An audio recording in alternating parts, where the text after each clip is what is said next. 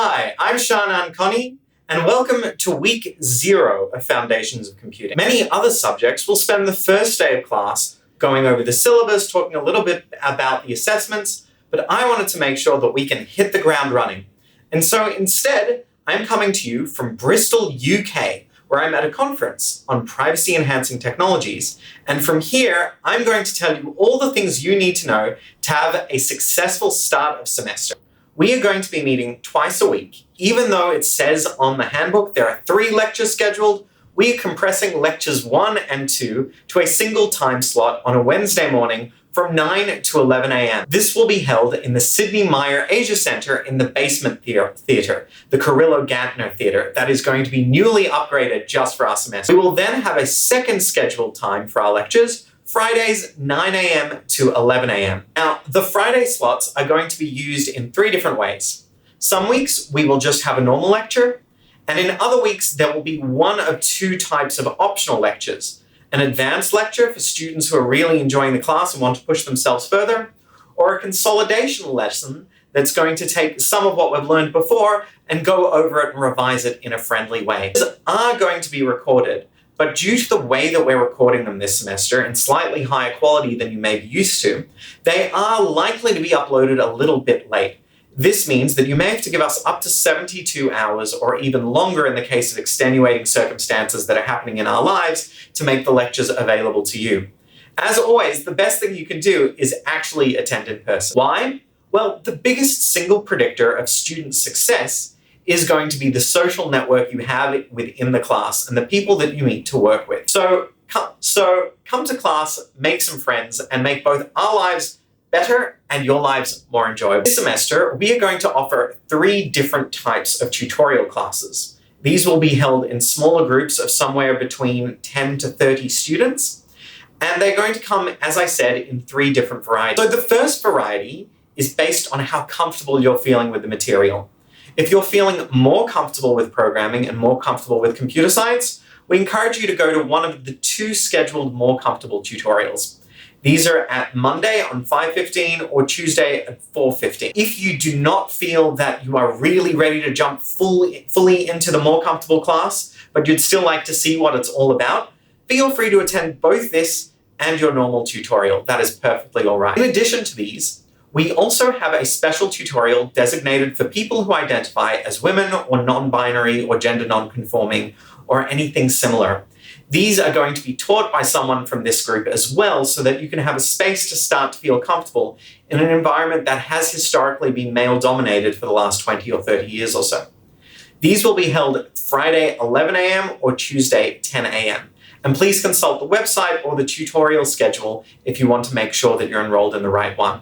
We want your experience to be as good as possible, so don't worry if you can't enroll in the particular tutorial you wanted. Feel free to try show up and see if there's room in that class. If there is, don't worry about a formal registration change. Our tutorials are also only going to start in week 2, which gives you a little bit more time to get settled. Now, what about getting help in this class? We have a number of different ways and options that are there to support you throughout your journey. So first off, 2 of the things that I'm going to mention are our digital platforms and our new in-person space. So our new in-person space is the first year center that I worked really hard to get off the ground running. Every day between 12 and 2 p.m. every single day of semester, there is going to be a first year fellow there, an individual who's ready to respond to your questions and sit down with you individually and give you time to help work through problems. Think of this as an opportunity for you to consult with a member of staff that really knows what they're doing and can help point you in the right direction and help you in your learning process. We also have a series of online platforms this semester that you can use to go and get support. The first of these is the class website, comp1001.com. This has identical material to the LMS, or more I should say, the LMS has identical content to this website. Whenever I make a change to the website, it's automatically pushed by the power of programming to the LMS. So that's your first port of call for any questions about the class. Very often, if it's a generic question, it will be there somewhere. So feel free, go check it out, watch the video. It's lots of fun. The next platform that we have available is Grok. Grok is where you'll do a lot of the programming exercises and projects this semester. It's an environment that makes it easier for you to get started programming, where you can type in your code and run it. It's not the one that most programmers use. It's an Australian educational startup. but we will be using it for some of that functionality. Additionally, there is also tutor messaging functionality where the tutor can easily come and look at your code and interact with you. So while we don't think that's the best way for you to learn necessarily, it is one that's available, that little messaging system. Unfortunately, Grok uses an old version of the programming language that we're going to be teaching in this course. We are going to try and teach a slightly more modern version, which means there will be the occasional discrepancy between the two. The last platform that we have on offer is the Ed Forum or question and answer platform. Now, this is specially set up this semester to give the class as much opportunity to ask questions as possible. Our staff are going to be monitoring it regularly, and most years we've been able to get the response times down really low. So that's often the best place to look to see if another student has asked a question, or if you want to ask a new question yourself, you'll pretty quickly get a response from staff there. Announcements this semester are not going to come through Canvas, instead they'll come through Ed. You can sign up to get emails from them about whenever there's an announcement, so please check Ed regularly. In terms of getting help, here is the order of priority that we want you to think about getting help. The first thing you should do is if you have a question about your own code, the First Year Center is really the best place to go. You can get hands-on help, and that'll make it much faster to resolve your problem when there's an in-person tutor or teaching fellow or first-year fellow who can resolve your challenges with you and do so interactively so that you don't keep getting stuck. The next thing you can do, if your question is more conceptual and doesn't require someone to sit down and look over your code for a long time, feel free to come and ask one of the instructors at the end of lecture. Next up, ask on Ed. Search on Ed. Someone might have asked your question before, and in Ed you can see the entire class's question. If you're still stuck and you want online help, you can ask your question via the Grok tutoring system where someone can come remotely in and look at your code. And then finally, if the question is more personal and you want a different way of getting help with the senior teaching staff directly, you might want to email our inbox where we can handle all requests, and this will be monitored by the senior teaching staff only. Now, if you've gotten to this point and you say, yeah, but I already know all of this stuff, I know how to program pretty well, we do offer an option for you to test out of this class. This is the Programming Proficiency Test. We are going to be offering one Friday the 26th of July at 11:45 p.m. It'll take roughly an hour and will be held in the Old Arts Building in the William McMahon Ball Theatre. Sign up at comp101.com/skip. If you pass this test with a high enough score, you'll be able to go directly into the next level of classes, Databases and Foundations of Algorithms, which is the subject that I teach in semester 1 every year. You can complete the Programming Proficiency Test in any programming language that you like. You simply have to indicate at the top of the test what programming language you are going to be completing it in. This semester, we are going to be learning the Python programming language. It was created on the 20th of February 1991 in its first incarnation, but the version of Python that we're going to be using is the more modern Python 3. This was released on the 3rd of December 2008. Python was created by Guido van Rossum, who was declared benevolent dictator of the programming language for life, although he has since stepped down from that role, but he still actively works on maintaining the language in a full-time role at Google. Like most programming languages, it's free and open source. You don't need to use Grok, you don't need to use RTools to run a program in Python, and it's used all around the world, particularly for small programming tasks. It can be used for more sophisticated things, and we'll talk a little more throughout the semester, the different ways in which a programming language might be more appropriate or less appropriate for a given use case. Python comes with batteries built in. This means there are loads of functions and libraries, which are snippets of code that other people have written, that are available for you to use within your program so that you don't have to start from scratch teaching the computer how to do very, very basic things. The computer already understands a wide variety of things like how to sort items. That said, you'll want to know how to build things from scratch yourselves, such that you can build your own functionality or change the existing functionality. And that's something you'll develop as time goes on. Okay, I know you all want to know about assessment, so here is a short discussion about the assessment structure this coming semester. We have a number of different types of assessment. So first up, I'll start talking about our 2 projects. These are going to be released at towards the middle and a little bit before the end of semester, and they'll give you a chance to really exercise the programming skills that you've been developing throughout semester. They're designed to be fun, they are designed to be challenging, and we may even be able to host a little bit of a competition with some of the programming exercises. We also will have 2 tests, a mid-semester test in class in-class time on the 6th of September worth 10%, and then an exam worth 50% during the examination period. While we are trying to move as much assessment away from the tests as possible, we are finding that with some of the generative AI tools that are out there, in-person testing is becoming necessary once again. We're also going to have weekly programming worksheets, and the point of having these is just to make sure that you're doing the learning and doing the work as semester goes on, and you're not trying to cram it at the end of semester. Because programming is a skill, and you can't develop a skill overnight, it's really critical for us to provide this incentive for you to perform continuous learning so that by the time it gets to the end of semester, you're all ready for the test. And these will be worth, the weekly programming assignments as a whole will be worth 10. Now, for each worksheet, when you complete it 100% successfully, when you've gotten full points on that individual worksheet, you will get a green diamond. No green diamond, you won't get any points, even if you've done 50% of that particular worksheet. But to get the full worksheet mark, we're only counting 75% of the total set. So if you have passed 75% of all the worksheets, excluding the optional ones that'll be marked as such, then you will get full points on the overall worksheet mark, even if you have left some blank. This means that we are going to be a bit stricter with extensions for the worksheet. We're not going to give them in any but extenuating circumstances because you're already allowed to skip a whole bunch. And so we're building in that flexibility so that you don't need to let us know if you're sick one week and are not going to be able to make it, or you're tired, or you have a bachelor party, or anything like that. Feel free just to skip that one and carry on working with the rest of the worksheets. We do have a hurdle requirement in this class. This means that to pass the class, you must do all of the following. You must get 50% on the entire class, so everything summed up together. Then you also have to get at least 50% on the projects and assignments, so show that you can do practical programming work reasonably. And you have to get 50% on the tests. This is not only for academic integrity reasons, but also when you're doing job interviews in future, they will require you to do programming on a whiteboard or without a program that actually assesses your code. So you will need to learn to write things by hand and not with a system that's automatically scoring you where you can check your code all the time. As I mentioned, our extension policy on the weekly worksheets is going to be pretty strict. And the other thing I should mention is that this semester, the university as a whole is rolling out a new extension process. We're not currently entirely sure what that's going to look like. Our default assumption is if the university doesn't roll this out in time, that we will have a single form for you to fill out. And in this form, you can upload your evidence, your reasons for needing an extension, as well as any note to the senior teaching staff who will then assess it. Otherwise, we may hear that the university will develop a platform that allows you to submit a request to the central university and receive feedback on the extension relatively quickly.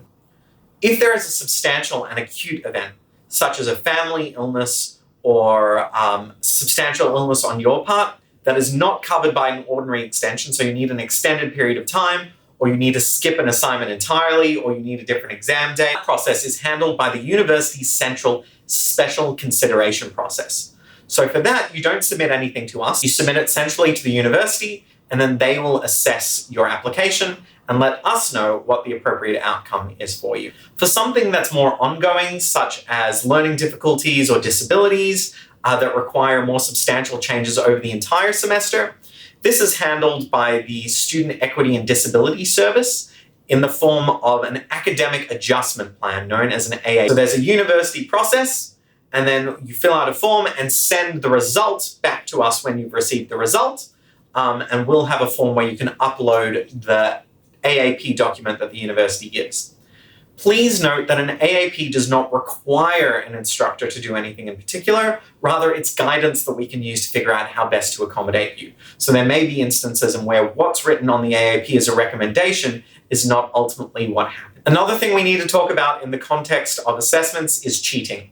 Cheating and academic honesty. The university has a very substantial policy on this, which you are expected to read and abide by. You are responsible for reading the policy, but in particular, we want to point out for this class that all work you submit must be your own in its entirety. If you are using work from another source in small parts, so for example, how to write this small type of function, there may be an instance where it's appropriate to cite it. But other than that exception, every piece of work must be your own. Please don't cheat, because when you do so, not only does it frustrate us, it also harms you. It short circuits your learning process, and the best way to deal with stress is to figure out how to handle the underlying cause rather than to break the learning process and undermine this education that you're really paying quite a lot for. There is one more exception to the all work you submit rule about code, and that's if we provide you with some code, then you can use that code in part of your assignment, particularly in what we call skeleton code,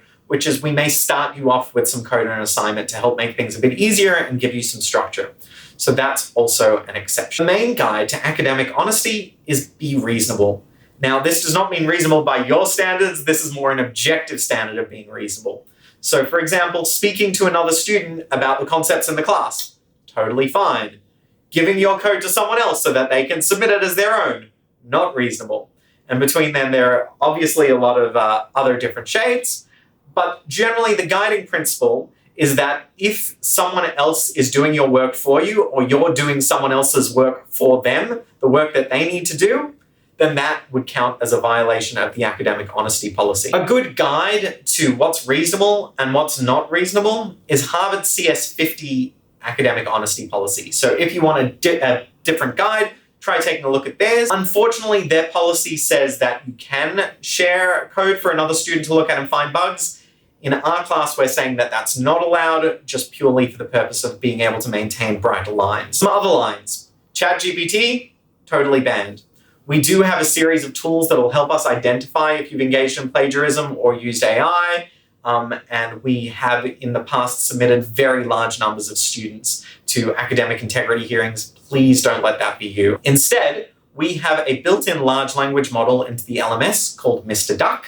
Feel free into the Ed discussion platform called Mr. Duck. Feel free to use Mr. Duck as much as you like, but Mr. Duck will time out if you ask it too many questions. So be careful not to overuse Mr. Duck, or you will find that your subsequent questions won't get answered. You can also feel free to use CS50.ai, which is a chatbot developed by CS50, particularly for the purposes of teaching coding. And so that we also permit. Now, this class does have a substantial difficulty curve. You'll find that in the first couple of weeks, it's like drinking out of the fire hose. You'll be fed so much knowledge, and you will likely have a hard time learning to program at the beginning. This goes up rapidly towards about week 6, where it peaks, where you're expected to have absorbed substantial amounts of programming knowledge. And after that, it eases off a little bit as we stop introducing very substantial new conceptual and theoretical material and more build on your practical skills. In terms of what's accessible, all non-advanced lecture material is examinable, and all non-optional Grok worksheets are also examinable. This means we may ask questions that have to do with the Grok worksheets on the exam. So in general, if we've talked about it, it is examinable to the extent that we've talked about it and to the extent that you've worked on it. We may also require you to build on what you've learned, so it won't always just be a straightforward regurgitation of what we've told you. So if you see something that looks new in an assessment, that's also within bounds. We're just drawing from what you've learned already and building on it to give you more of a challenge. We aim to provide an assessment a mix of difficulties such that students of different levels will be able to show off what they're able to accomplish. On that note, solutions to worksheets will be available at the end of every week so that you can go and consolidate the work you've done, and even if you weren't able to successfully complete it, you can still learn from the work that was done. In terms of workload, the workload for this subject, we do anticipate being pretty substantial. So there are 3 hours of lecture, and for each of those hours of lecture, you'll need some time to review. There's a 2-hour tutorial every week. And then we estimate that a large fraction of the class will also need about 6 weeks of programming on average. This means on an average week, you might be expecting 13 hours just to dedicate to this class. It is a lot, but remember that this class is focused on skills development, just like woodwork. If you don't practice your woodwork, you're never going to be good at it. If you don't practice piano, you're not going to be good at piano. If you don't practice coding, you're not going to be good enough at coding to really succeed longer term. So just like woodwork, just like piano, put in the work. This is the way that you are much more likely to succeed. Now, aside from just putting in the work, remember to ask for help through all the methods we've talked about before. But also, I want to ensure that you know that we don't just care about your academic achievement, but we care about your welfare as well. I've seen a lot of students in very challenging situations, and while none of us are trained counselors, we are here for you. This means if you want to come and talk, if you need to make a time to talk about something going on that's impacting you, my door is always open. Send me an email, we can set up a time, and I'm sure that is true of the other staff as well. I'm going to repeat this one more time because I mean it so much. I genuinely care about your welfare, and I really want you to interrupt me if it is something important. So if there's something going on that is worrying you, that you don't feel you have someone else to talk to, my door is always open, and I mean that very, very serious. If you're looking for other support outside of me, or you're looking for professional counseling support, the university does offer a free and confidential service. No one will be told that you accessed it. And as much as you might hear from other students that the service is hard to get into, appointments do open up regularly, and particularly if you let me know, we can always find a way to fit you in. There are also services if you're experiencing longer-term disability or equity issues. If you're an Indigenous student, there's Morat Barak, which is the university's Indigenous Student Center. And there's also the Academic Skills Unit, which can help you with things like adjusting to the academic environment of a university or an English-speaking skills development if that's what you need in order to succeed. So for week one, what are the critical tasks you need to get done? There are a few things you need to do right away. The first is make sure that you've actually accessed comp1001.com or accessed the LMS. I will say I personally have a strong preference from the website. I maintain the LMS just because the university likes it. Access Ed via the link that's present there. Make sure you set up your account, take a look around, read the announcements, read the early start of semester posts. This will help you get acclimated and ensure you don't miss things early on. Also make sure to access Grok and check that it's working for you, and maybe even try the very first exercise just to get you familiar and so that you're not scrambling suddenly when assessments really start. And then the last thing make sure that you do is check your tutorial, check that you're in the right one. Maybe reach out to your teaching fellow and say hi, and check the timetable to make sure that you're in everything you need to be, and also that you're in the right tutorial for you, whether that's more comfortable, less comfortable, or women and gender diverse. Thank you very much, and I'm so excited to see you in the first week of class. And enjoy the last few days of the break. I'll see you all soon.